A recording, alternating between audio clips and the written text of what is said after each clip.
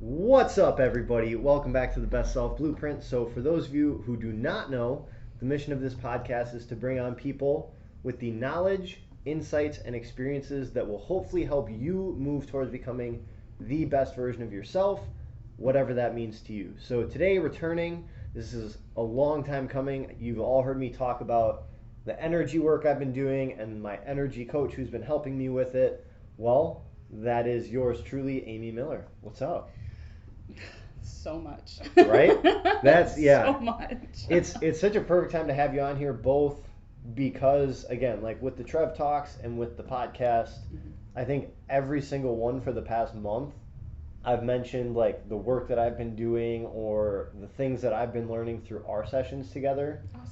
But also on your end, you're seeing a lot of things popping up across the board just with everyone you see and including like yourself, and Oh it's just one of those times where like everyone seems to be going through it, shall we say. yeah.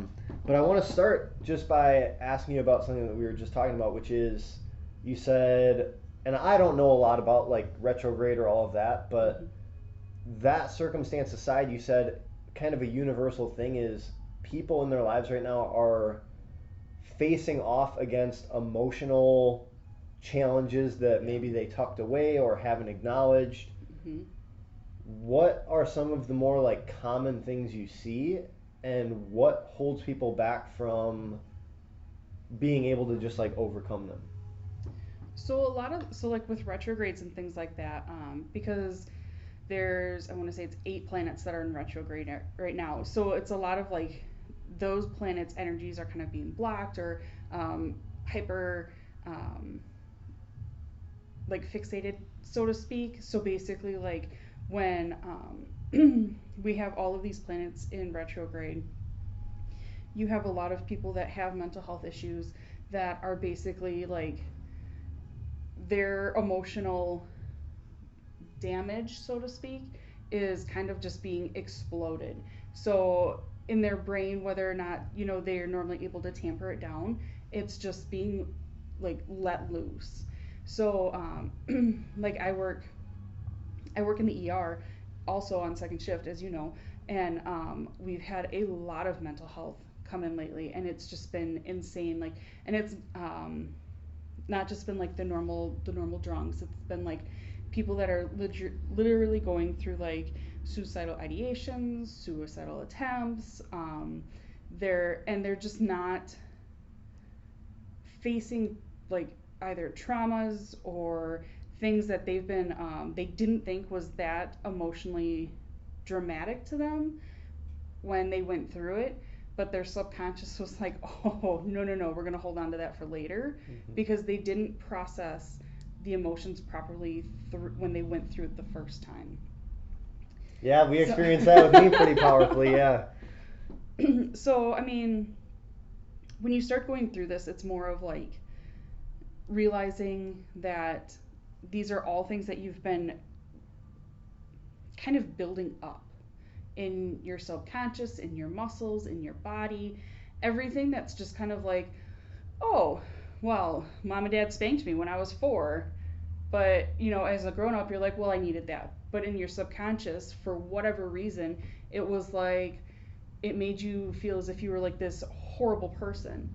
So, what we go through then is like when we go back into like those energy times, is we go back and we nurture whatever that energy was to kind of walk them through it and be like, it's going to be okay. Like, Mm-hmm. and have you actually walk through those emotions, because in this like time frame and the place that we're at in this on this earth is just kind of like we don't get time to process all of these emotions.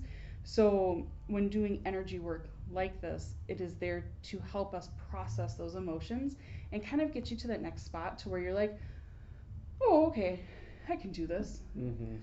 Because a lot of people, when they don't start actually focusing on the energy that they need to work on, or the stuff that they've been blocking for years, it normally comes up in like an anxiety attack, or they just don't feel like they're good enough, or they're just like in this part of life where they just kind of like, you know what, this just isn't meant for me, and then they start going into like the suicide attempts and things like that because they've just been blocking and holding, and they just don't realize that if they would confront the rough times in a healing environment, it wouldn't be so bad. Yeah. Well, and those are like some of the more extreme cases, but I think everyone experiences this. Like, the reason that I came to you and was like, hey, I basically said I need you to break me was because like I wasn't having anything super crazy happen, but the way that I experienced it was on the outside, I was doing everything I would normally be doing. I was still, you know, working hard, showing up with a smile on. Like, externally, I think you were the only person who said, like, you're off. No one else noticed anything. But internally, I equate it to like when people say, like, you drive a route that you normally drive, and all of a sudden you're just at the place, you didn't even experience the drive.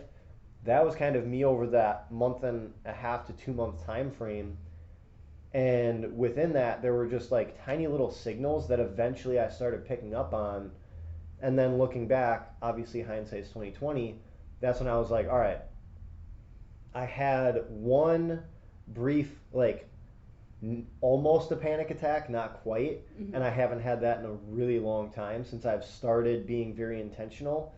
So things like that, it was like very aligned, and then I do journaling, Mm-hmm. but I noticed that when I look back, I really wasn't journaling about anything, and it's because I wasn't really immersed in my experience.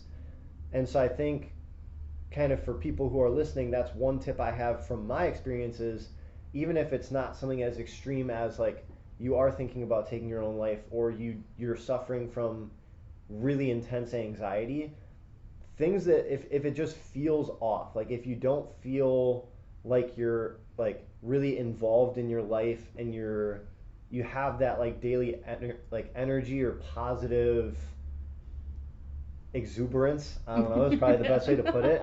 um, it's something to look into. And it you went back and said it's not easy because you're essentially going back to a time, at least what I experienced was I had to go back to times where I thought I made it through very like Mm-hmm. quickly without anything happening, but that was because the piece of me that was going to experience the emotional slap to the face just kind of like fractured off and like got tucked away.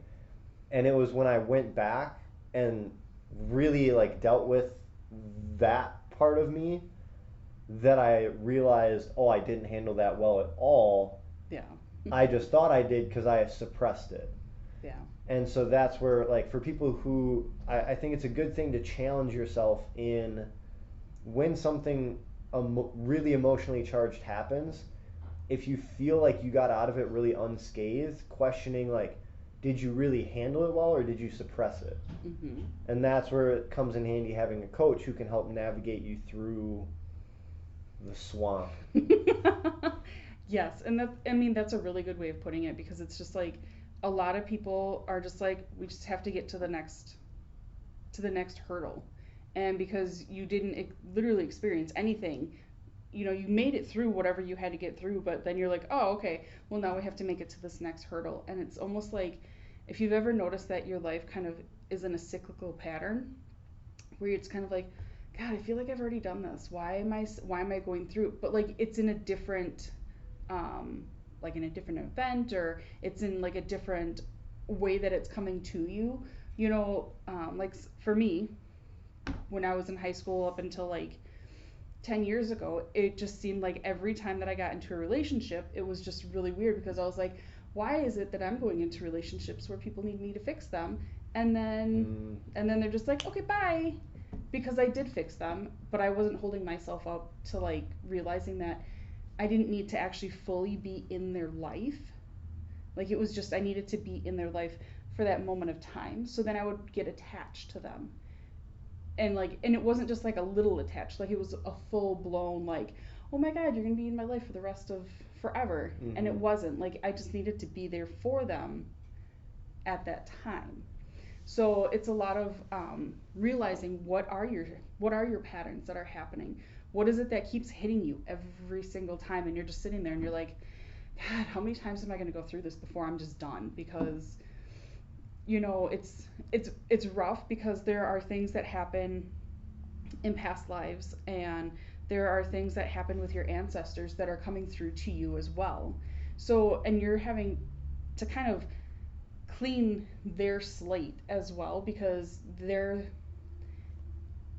the universe and all of its wisdom is like, oh, we know you're gonna do it, so you know they kind of push you to the appropriate people that are going to help you like clean that and clean off ancestral energies that are harboring you from making it to your most successful life.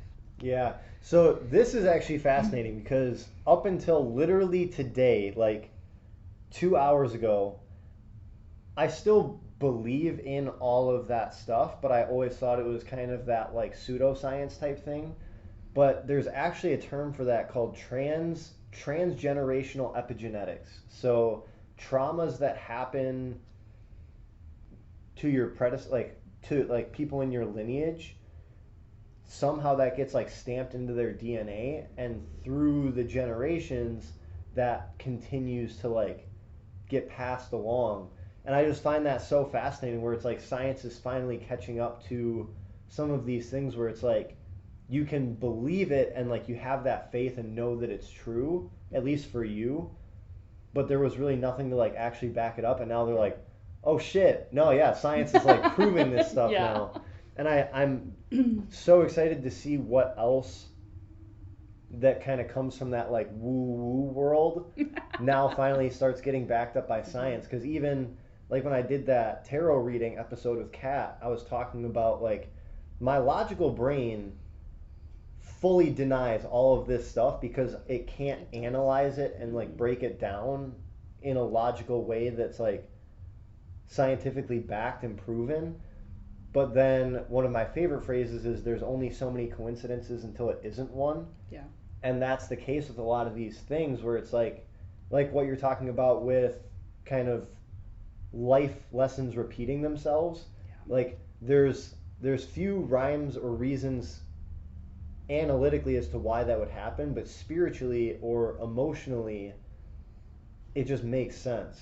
Mm-hmm. And so there's so many of those things where it's like even if you can't explain it, if there's a long enough like consistent pattern, at least what I've noticed is like it's important for me to acknowledge that, respect it, and then like dive into it and see what I can get out of the investigation. Yeah. And that really helps when people realize and are open to realizing that it's not just a coincidence. You know, um, I'm a full believer that coincidences are not a thing.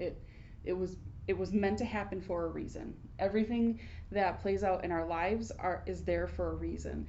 Um, so like when I started all of this energy stuff, I started when I was back in my early 20s, and I tried getting into like massage therapy and running my own business and things like that, and it just wasn't happening. Like it just was not happening. I'm like, what is wrong with me? Like, is there like what is preventing me from doing this? Well, over the probably the 10-year span from when I've started actually like putting myself into it and learning, I have learned 3 different type of Reikis. I've been with a mentor. I've been introduced to so many different energy people and light workers and things of that nature, that it really just opens you up to realizing that I had so much more to learn. And now because of it, I'm not going to say afraid of it, but it's more of like I feel more secure Mm-hmm. in being able to help others do it and go through these things, because it you know the gifts that we're given, and that's one of the things, like everybody has a gift. It's just are you how open are you to using it, or how willing are you to be accepting of this gift. And I am blessed enough to have the gift of being able to see souls, and I can hear them when they actually do want to talk to me. I can feel the energy of people, and I can feel the energy of, like when I first meet somebody, I can tell you like, hey, I'm gonna like you or I'm not gonna like you because Mm-hmm. I can feel what their energetic purpose is, instead of it just being like, oh yeah, I'm totally nice. No, I'm not. You know, Mm-hmm.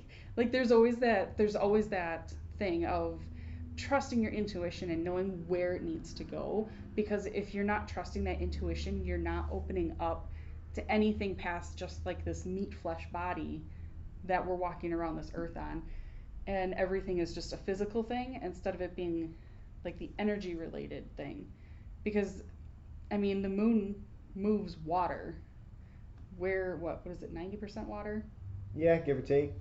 So I mean, look at how much, if the moon can move bodies of water, how much do you think that that moon can move you when you're 90% water? Yeah. Yeah, I mean, it's like getting into intuition as well. That's, I think, kind of the big determining factor that's driven me to do a lot of the things that I do, career wise, relationship wise, life wise. And I notice that when I'm doing really well and I am growing into the person in the life that I want to be growing into, Mm-hmm. I'm aligned with my intuition and aligned with that like gut feeling of who I'm supposed to be and where I'm supposed to be and all of that stuff. And when I'm struggling, when I take a step back, it's usually because I've been leaning into like the ego side of what life has to offer. And I think although it's not always the most fulfilling, like there is a lot of power that comes from letting the ego just like drive you forward. Mm-hmm. But I kind of think of it like the Sith in Star Wars, where it's like it's powerful, but is that the type of power you really want? Yeah. So Yeah. like for people who, if you're at the point in your life where you're like, yeah, you know what, like I just want like money and power and like all that stuff. If that's where you're at, like go for it. I'm not Yeah. gonna like try to stop. Like money is awesome, power and influence is awesome, but for me, what I've realized is how you're getting there and how you're using what you get is way more important than how much of that stuff you have. Mm-hmm. And so that's where like I keep, especially recently, going back on like all the moves I'm making because I'm in my mid 20s, so a lot of this stuff is very pivotal to like what trajectory I set myself up on going. And you can always pivot back and make turns and do all that, which is probably my toughest lesson. But at the same time, I think it's always like checking myself in terms of like, do you really feel good about the path that you're setting for yourself? Like, do you Mm-hmm. feel good about what you're doing as a human being for your own experience and for like how you're impacting and influencing others? Yeah. And so I think intuition is such a powerful part of that because if you're leaning into it, inevitably it will steer you on the path where like whether you fail, succeed, somewhere in that middle, like you'll at least feel good about your attempt. Yeah. So That's that's a very good point. Not to like regress, but you know how you were saying that how some people are um, very ego driven and things like that. 9 times out of 10, when they are like money and power driven and things like that, that's because that's them taking back their power. mm-hmm. Because for whatever reason, something in like this lifetime of before they grew up and they were like, I'm just gonna take over. I mean, something happened to them to where they completely lost everything for themselves, and this is their way of taking back their power, and this is their way of taking back like what they feel is necessary to make them better than whoever or whatever it was that kind of messed them up. And like if you look at bullies, most bullies are being bullied from someplace else. So for them to get their power back, they bully somebody else. And it's a really nasty line, but I mean, and chain reaction, but it's like somebody's got to stop it somewhere. And it's about realizing how important you are on the inside to knowing like, okay, I get that you're having it rough. It's going to be okay. And a lot of people can't handle that. And that's one of the reasons that a lot of people don't end up getting the help that they need is because they don't want to face that emotion.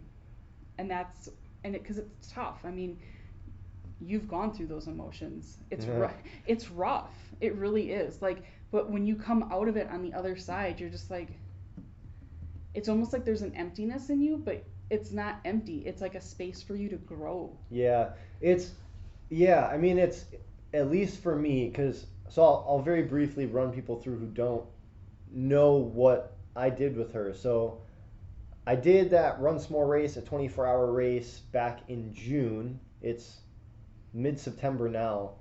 And from the end of June, almost like through August, or towards the end of August, so for about 2 months, I was just in this really weird state where I was like self-sabotaging and just not following through on a lot of my goals and things that I wanted to do to grow. I was staying where I was. I wasn't like regressing or anything, but that was externally. Internally, I just kept like grabbing myself at the legs and like pulling myself back.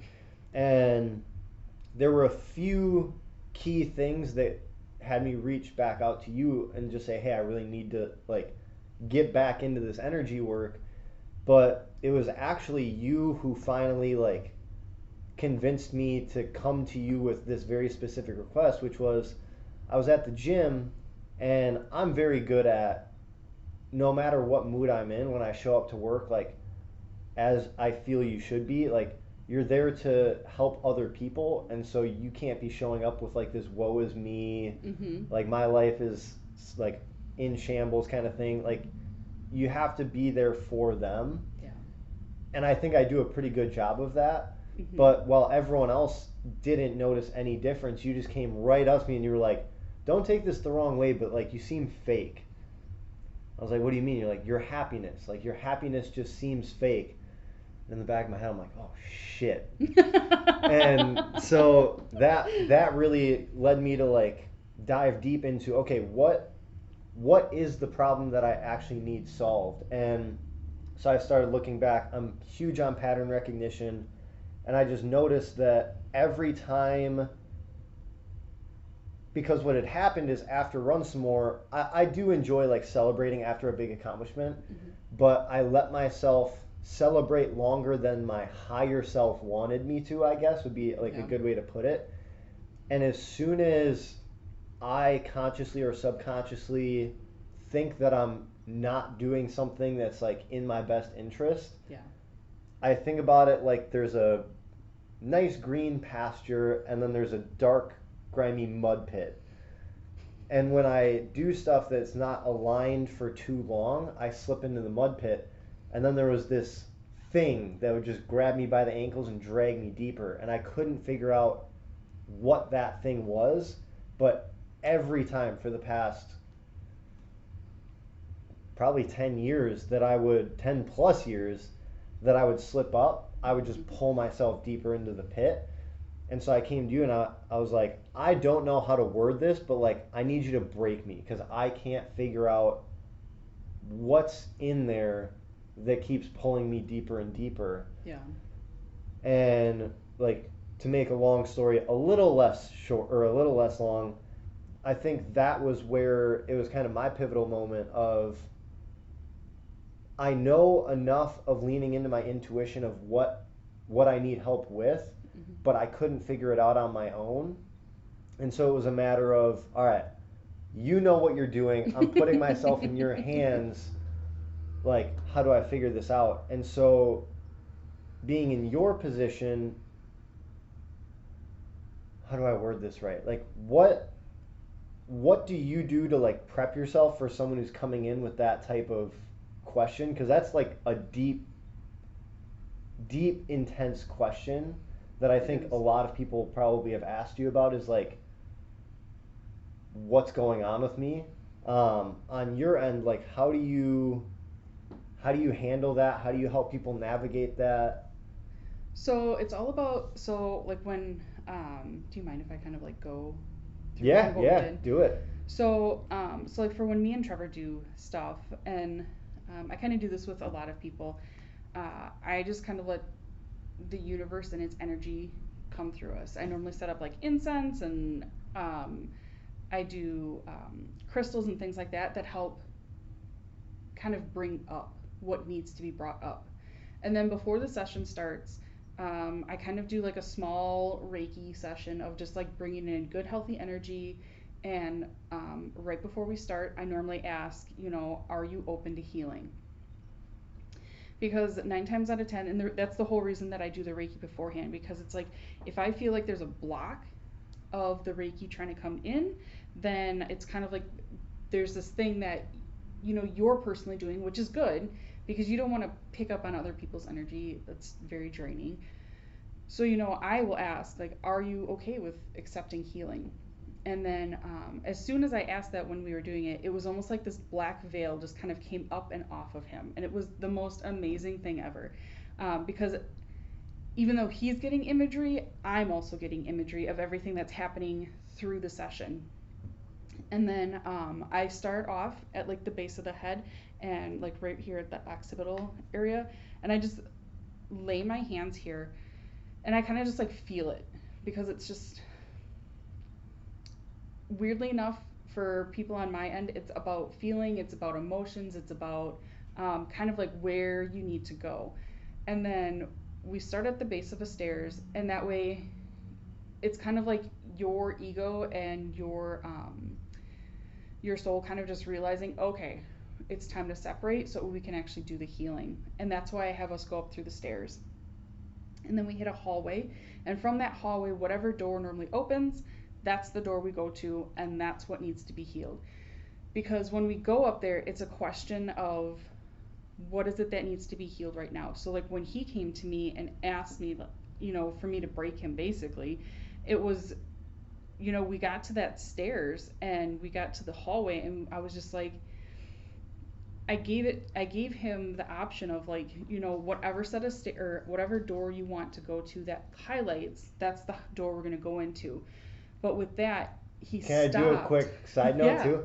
So we've done this visualization before, and after you taught it to me, I must have done this 30 plus times before this one, and every time it's the same. It's almost like I have that same like staircase. It's just a visual representation of my subconscious. Mm-hmm. So it's the same staircase, the same hallway, just a bunch of doors lining the sides, and then usually one at the end of a very long hallway. And every single time before this one, it's always either the door at the end or like a door on the side but at the far end of the hallway, and it always would kind of like light up with like a golden light that's kind of like pushing through the frame of the door. Mm-hmm.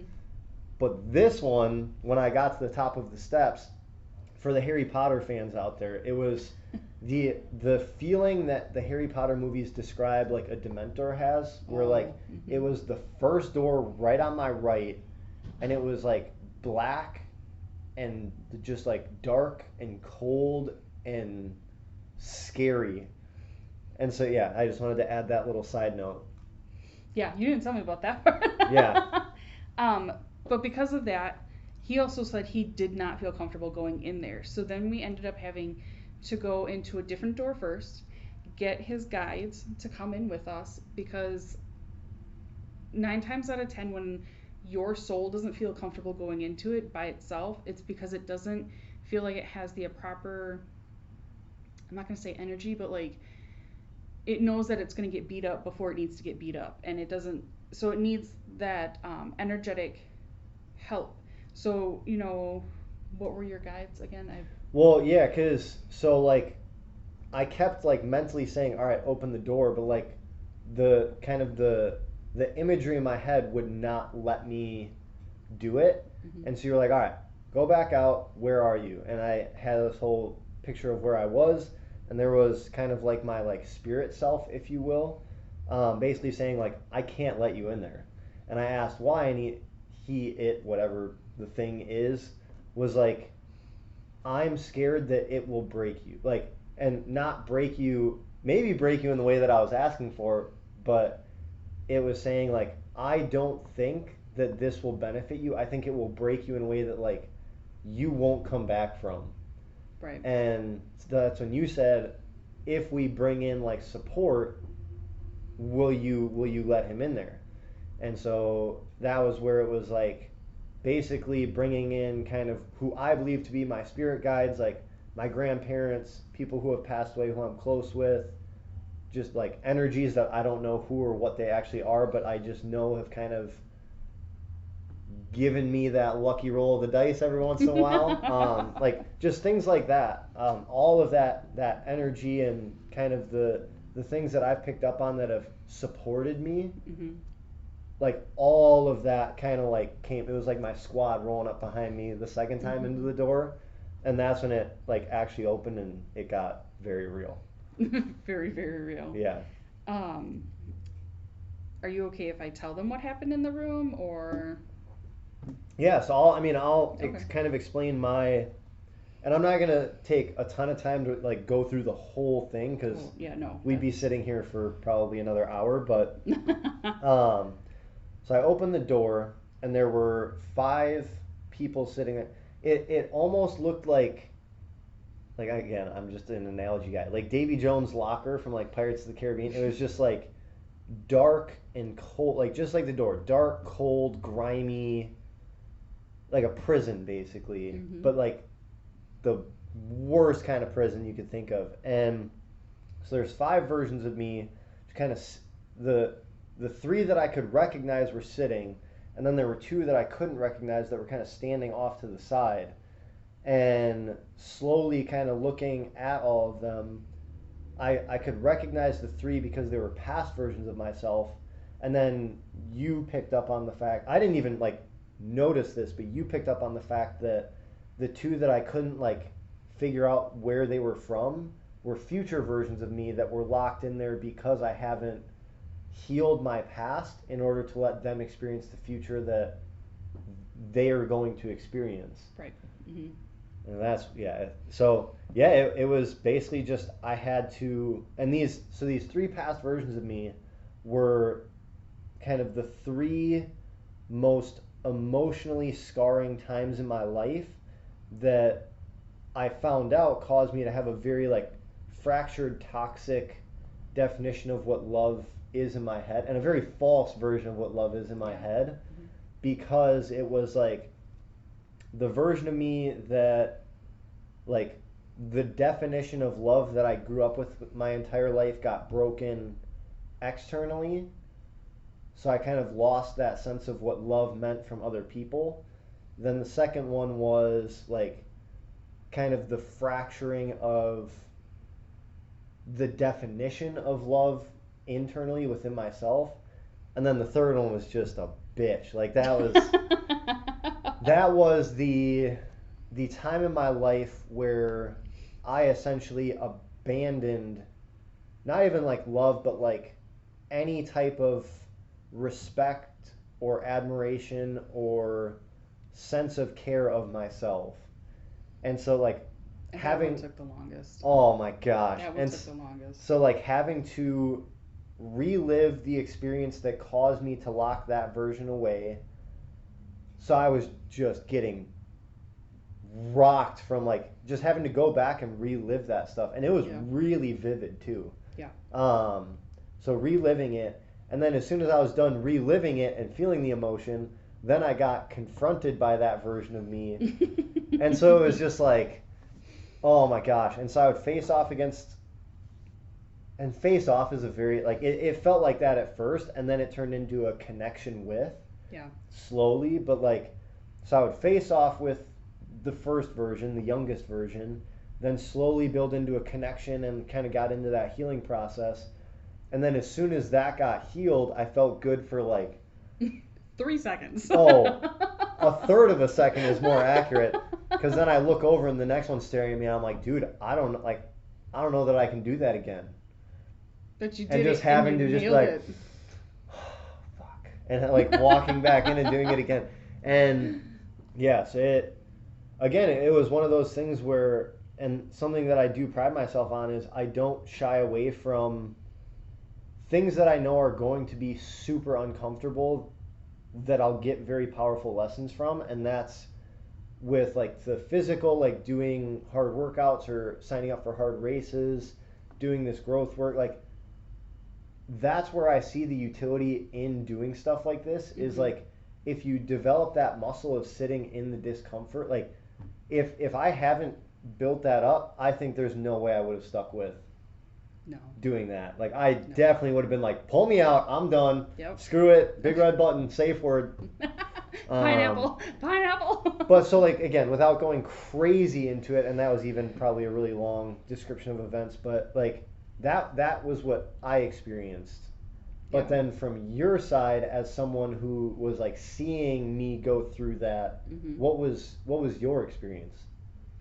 So for me, it was literally a big black dark room. One side was lit up with a light, and then you had your people, and you literally had to go through each one. And anytime you were starting to get a breakthrough, I started to belch. It was so weird. It was like, okay, obviously things are coming up and we're leaving now.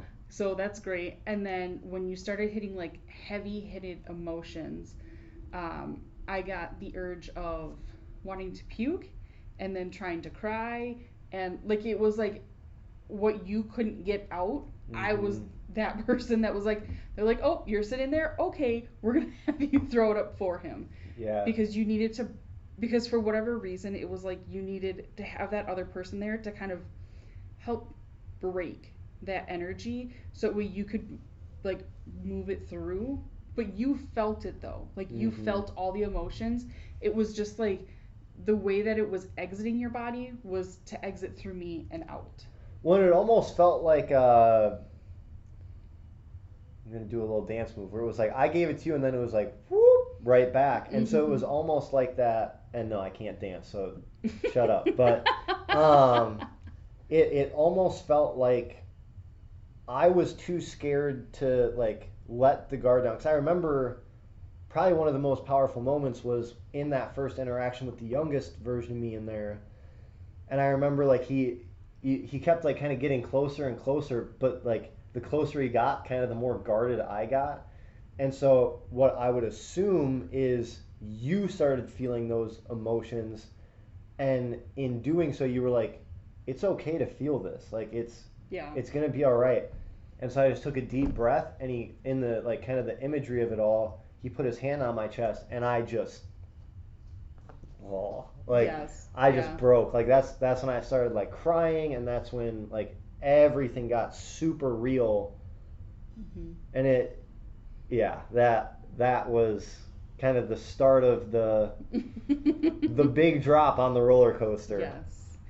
And normally when you get like that, so it obviously not every time we do energy work, and you've noticed this, it's not that big emotional like blah. Yeah. It's because even the last time, like it was just realizing that you just had like junk left over from whatever it was, and we just kind of like cleared that out and we were good to go. So like not all energy work is this huge like oh. However, when you are realizing that you are needing to be broken, that's when you start getting that big emotional breakthrough with emotions and breaking old habits and breaking old ties. And you know, as they say, we need to end family lineages of the hurt and the hatred, and you know just breaking that.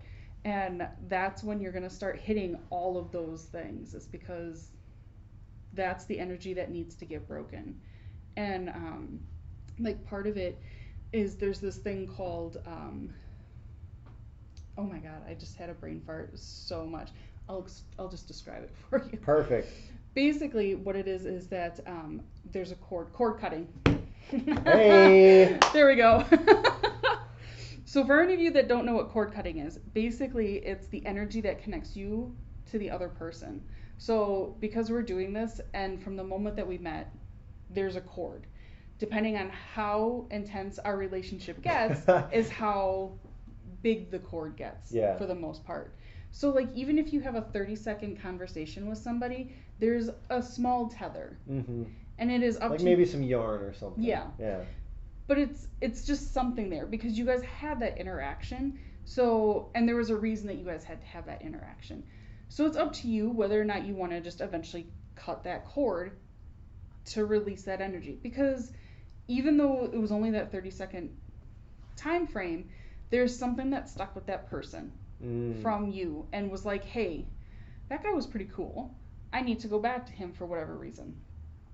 But like people that have like negative energies, and I do this all the time, because there are people in my life that I have to deal with on a day-to-day basis, and I'm just like, all right, we're gonna cut this cord again because I need to not have this continuously draining me in the back of my head. Because there are things from like past relationships or people that I have to deal with now that I will cut the cord. And if you think of the cartoon movie of Hercules, where you have the sisters that draw the line, and you think of the little scissors, that's how I'm thinking of it. But for me, it's a big yellow cord. So for me, to my husband, it's like a pipe. Like there's a big yellow pipe that goes from me to him, and that's what connects us to bring us to what we need to do.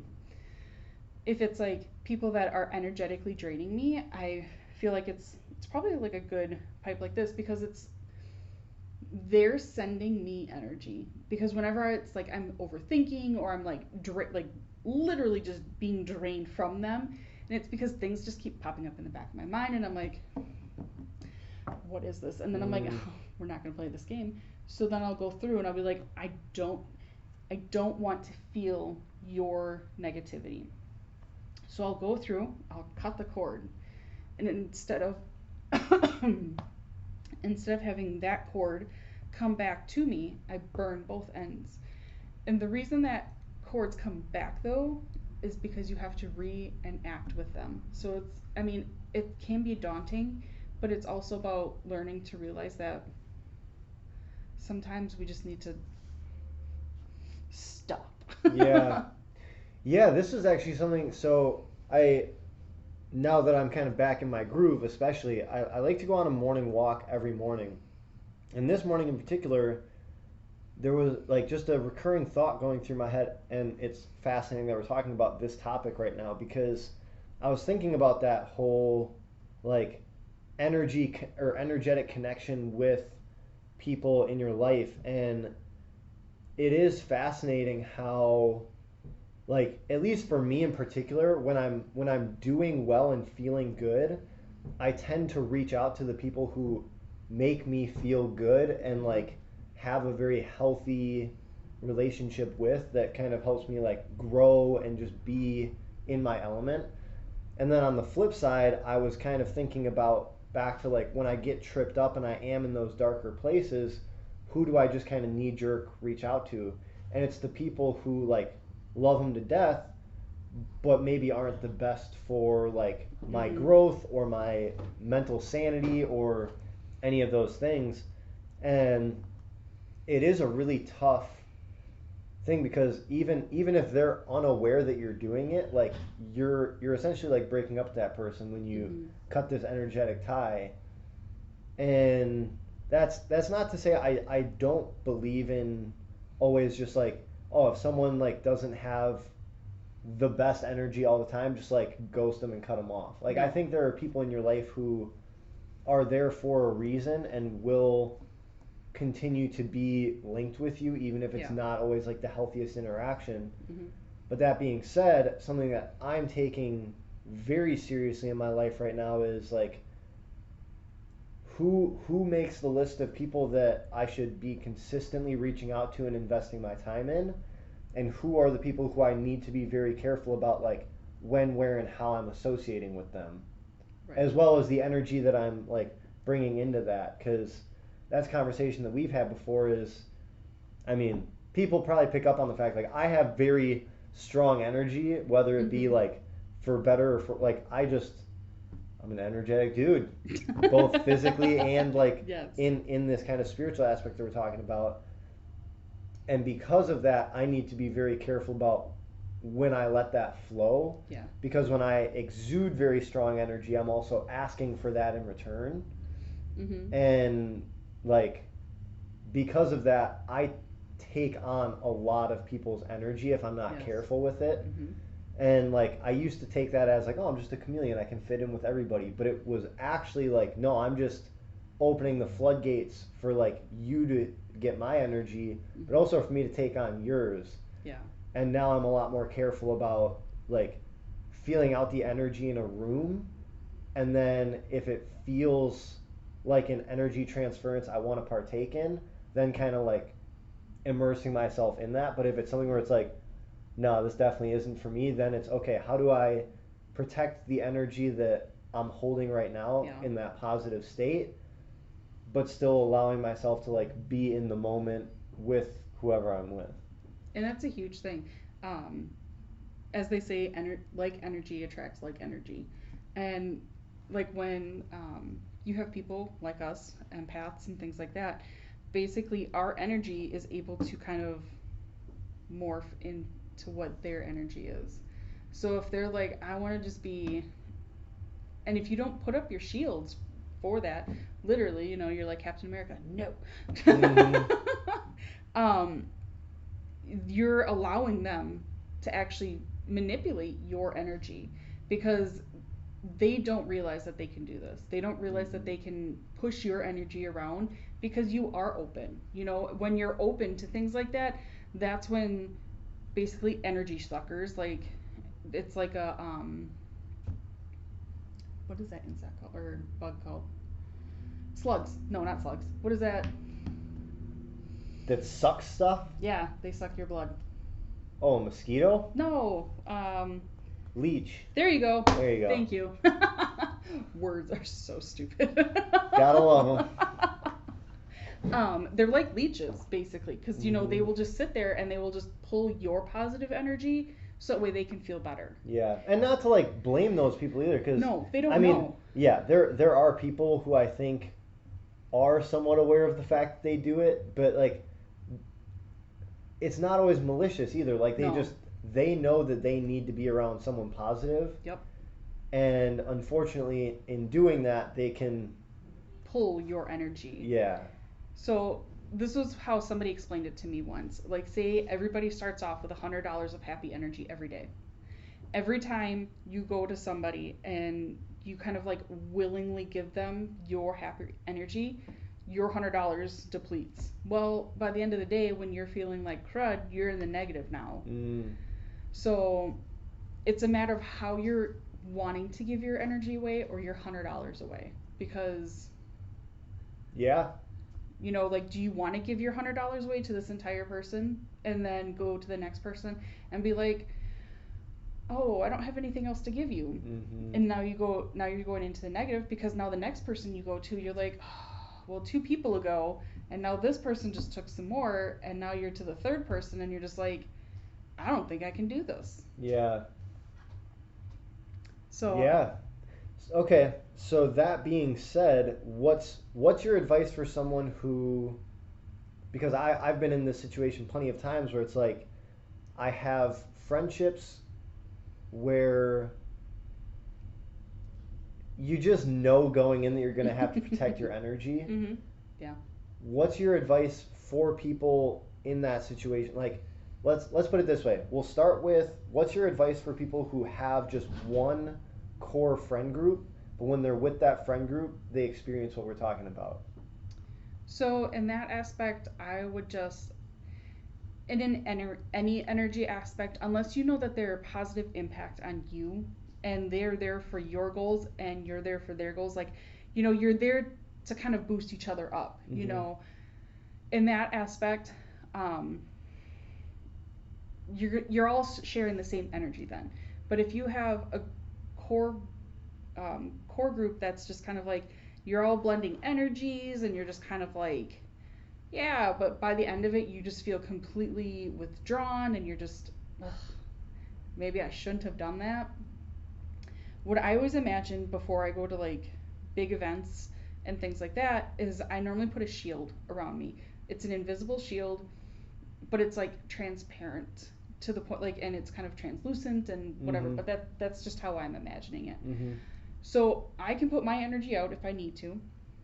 Negative energy is always going out, no negative energy is coming back in. Mm. So I put this shield out depending on how far or how close you want this to be, because it's like, you can push it out as far as you want, And normally that's how far those people kind of stay. And you're just kind of like, okay. But then if you slowly start feeling more comfortable, you can bring it in. So that way you can bring them in closer.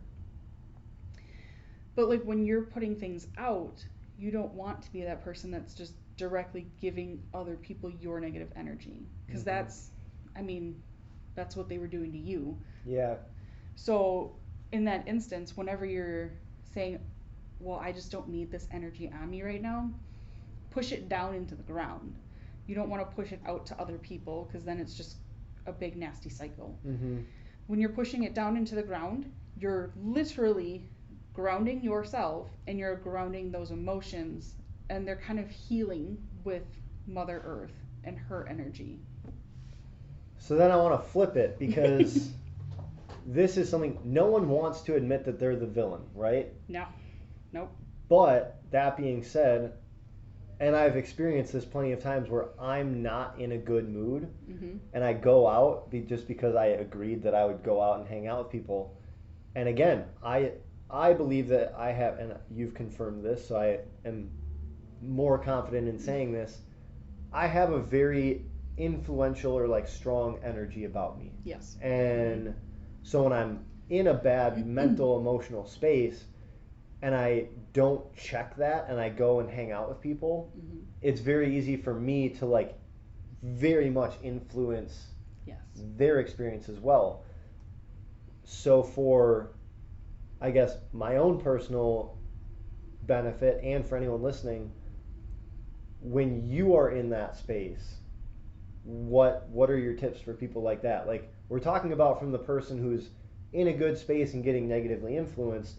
What if you kind of hit that level of awareness and realize, like, oh snap, I'm the one who's exuding the negative influence? So we all do it. It's not like one day we're just like, oh, I'm perfect. But like I've noticed that like when things are happening like that to me, I either go take a nap, because it's either your energy is low or you've just been pushed to the limit of no other and you just kind of need to recharge. It's basically that introvert and extrovert thing. Basically, when you're in that extrovert like scenario and you're positive and you're good to go and you're like, yeah, let's do it, you go. But when you're an introvert and crowds just absolutely drain you, that's when you need to be by yourself. So when you're in that cruddy mood and you're like, but somebody already told me I need to go do this, be like, you know what, I just don't feel good. Keep to yourself, do a bubble bath, take a shower, because when you take a shower after like having that really draining and you just feel like crap, if you're standing in your shower and you're just imagining the water literally just sloughing off all of that negative energy, you'd be amazed at from the time you walk into that shower to the time you walk out of the shower. And if that means taking a 5-minute shower or taking a half an hour shower, it's all about you re-energizing yourself to be at your full capacity of what you can handle. That or meditating. There are so many different types of meditations that you can do. YouTube is really great for having so many different ones that you can do just to recharge. That or like when I'm on when I'm doing sessions, I listen to meditation type ones or Reiki. Like there's ones that literally say Reiki music for healing, for positivity and things like that. Those are the ones that I specifically go to. So like when we're doing healing practices and doing energy work and things like that, those are the ones that I'm like, yep, we need to heal. We want to have positive energy. We want extra Reiki brought in, and it's to help just kind of clear yourself. Yeah, and I think like at the end of the day, it's whatever you need to do to get your energy right. Like that's at least I put the responsibility on myself of it's not up to the other people to like block themselves and shield themselves. It's my responsibility as their friend, coworker, associate, whatever, to get my energy right before entering the environment. Yeah. And that's not always the case. Like no one's gonna bat 1,000 with that. Like you're inevitably gonna have a day where like you're in a bad mood and then you're rushed to get to the next place or Mm-hmm. something like that. But like the things that I found, RMT, that reset meditation therapy, just like between clients, if I notice that I'm starting to get tired, get not usually, but frustrated, or like I just feel kind of drained a little bit, Mm-hmm. I'll literally just like go in the bathroom for 2 minutes, breathe, like get back into kind of my parasympathetic breathing, and then I'll go back out. So like Yeah. I've found what works for me, and I'm more than welcome to like give people advice on that, but like you got to find what works for you Yeah. when it comes to that. And I think doing like introverted exercises, because introverts are very, very much known to have that energy that just plummets them.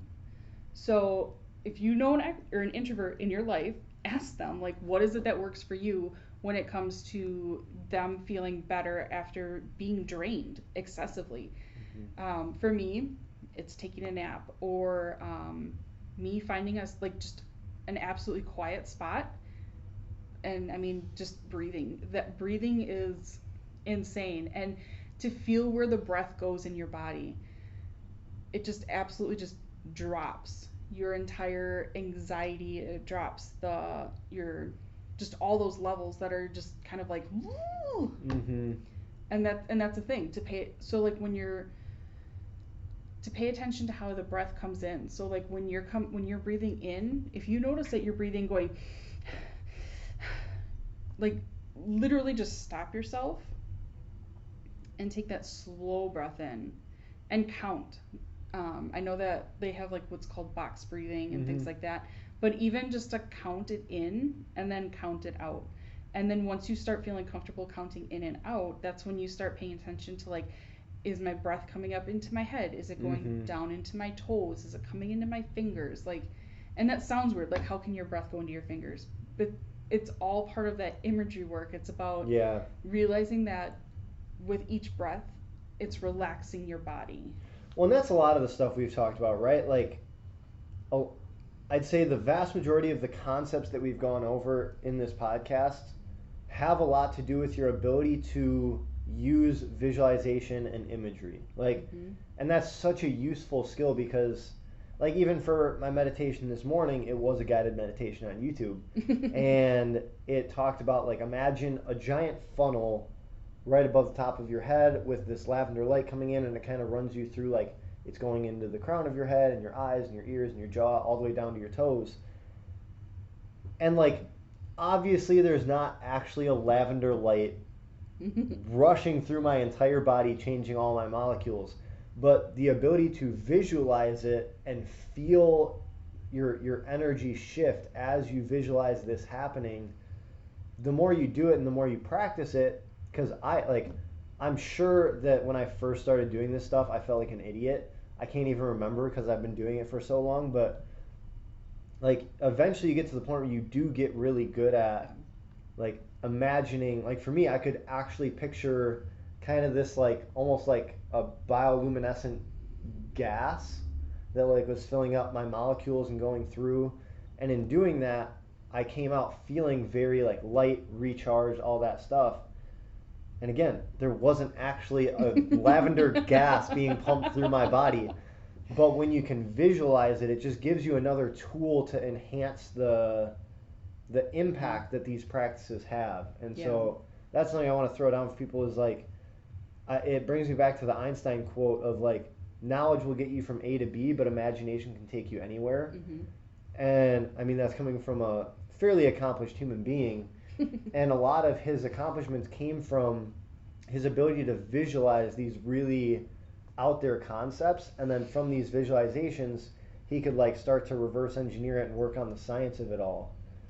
But I think that's kind of what we've gone through with most of this talk is like with all of this energy stuff, whether it's the energy that just you're feeling or the energy that you're picking up on in a room or the energy that you're trying to heal within yourself so that you can kind of take yourself to the next level just overall. A lot of it comes down to your ability to, however you see fit, like figure out what that actually looks like. And it's kind of like the wind. Like you can't see the wind, but when it's blowing, you know it's happening. Yeah. And it's kind of like with this where it's like you may not always be able to like physically see or like justify that these changes are happening, but they are undeniable at the same time. Yeah. Because I mean, just the change in your tone and change in your body and just the way that you feel afterwards is incredible. It really is, because you know that for a fact that something did change, and I mean, science is proving now, because they're finally accepting the fact that this energetic work is insanely helping people, with like imagery and things like that. Like that is 100% working, and they're just we've been telling them this for years, but but it's funny because it's just like that, the fact that they're now accepting the fact that even though they say it might be like a placebo effect, but even still, like, look at how placebo effects work. You tell somebody it's a med and they believe it, and oh, I'm so much better, but that was just the power of your mind. Like your mind is so amazing, and it is capable of doing so much. That's why all it takes is one word to kind of drop your energy or increase your energy, and it's just Yeah. Well, and that's where it's like, I mean, this whole conversation leads to such a deep rabbit hole of like everything that you do, say, feel, experience, you're influencing the energy, like pushing out with your words, your actions, your thoughts, your feelings, all of that. Yeah. And everything that you come in contact with, whether it be like the color and vibrance of that light, your energy, like the books we read, the people we associate with, the music we listen to, the environment that we put ourselves in, everything influences this. And I think when you can take responsibility over prioritizing putting yourself in places that will allow you to be in alignment with your energy, but also grow the positivity of your energy, that's where it really just like becomes a whole different lens that you view life through. So yeah, it is. It's amazing. Yeah, it really is. That to me is kind of like the neat little bow tie on this talk. But I have two last questions. The first one, just any last tips that you have for people listening to correct their energy, I guess, just based off of, again, like things that you've seen with the people that have come in, things that you see just going through your daily life with the lens that you experience life through. What are some things that you've picked up on, generally speaking, that you just want people to be aware of right now? Manifestation is a huge thing. What you say is literally things that you will get. So if you're putting out negative, I can't do this, I can't do that, that's what you're gonna get. You can't do it. Positivity is absolutely the number one driver to getting what you want. That, and just sometimes when something happens, you just kind of have to go with the flow. It might be a hiccup, but it might be a good hiccup for you. Like, I know plenty of people where they've been fired from a job. They were doing well. They weren't necessarily unhappy with it, but I mean, you could tell that it wasn't their spot. And because they got fired, they were able to do something, and they just, it just blew up for them, because it was just like, oh my God, this is where I actually needed to be. And that was like the universe being like, oh, I'm gonna put the stick in the bike spokes. Yeah. So yeah, it's just, if there is something not in a positive aspect that happens, look, I mean, that door's closing for a reason. There's like a whole other door's opening for something completely else that you need to get to. Yeah. And it's so amazing how different life can be just by how you view it. I mean, that's what life is. Like, they say like 10% of your life is like the objective reality and 90% is your perception. As high as that number is, I still think it's even more than that. Like, your perception and the lens that you put on things, first of all, is a choice. Like, I don't, like, there are a few things that I will like strongly like put my foot down on that are, I think, at that level of debate. usually I'm pretty open-minded about that stuff, but as of right now, like I truly believe that you choose what lens you put on your reality. And there are so many examples of that, from people who went through like the most gruesome realities to people who are just like quite literally living their dream. Yeah. So we'll kind of button up the actual talk with that, but the last question I have for you is, for you right now in your life, what's the next step in you becoming your best self? Actually, I've got so many things. I am one of those people that dabbles in a little bit of everything. But I'm working with a mentor right now, and the next step for me is becoming better at like mediumship and talking with the spirits on a better level and being able to communicate on a better level as far as that goes. Um, Trying to get it more, I guess, get it out there better for people to realize that energy work is very helpful, and that, whatever it is that you feel like you're having an issue with, like, energy might be the issue that is holding you back instead of it, because like normally when it comes to energy work, that's always the last resort to somebody going, they'll go to therapists, they'll go get meds, they'll go do all this stuff first before, and them finally realizing that it's just not working. And then they're like, all right, well, just throw my hands up, see if something else works. And then it normally goes to energy work. And then that's how people eventually break through things, is because they're breaking through energy that has not, like, that's been stagnant and it's just kind of sitting there. Mm-hmm. Yeah. Well, first of all, I'm very excited for you to learn that stuff, because then I get to experience it as well. But yeah, no, I mean, like at the end of the day, this whole talk has just been about energy. Like, hopefully, this provided insight to you, whoever you are listening, about being aware and not shying away from looking at your energy, the energy of the people and things in your life that are influencing you, and like having the courage to course correct, because that kind of is the final step that maybe we didn't touch on a ton, but I know you'll be back on here at some point and we'll talk about a bunch of other stuff. But yeah, I think that's kind of that final piece, is like you're watching this for a reason, you're listening to this for a reason, and it is that you are committed to making an extraordinary life for yourself, and hopefully even helping others do the same. But even if it's just for you, like, the difference between interested and committed: interested is when it's convenient, you're going to do what you need to do.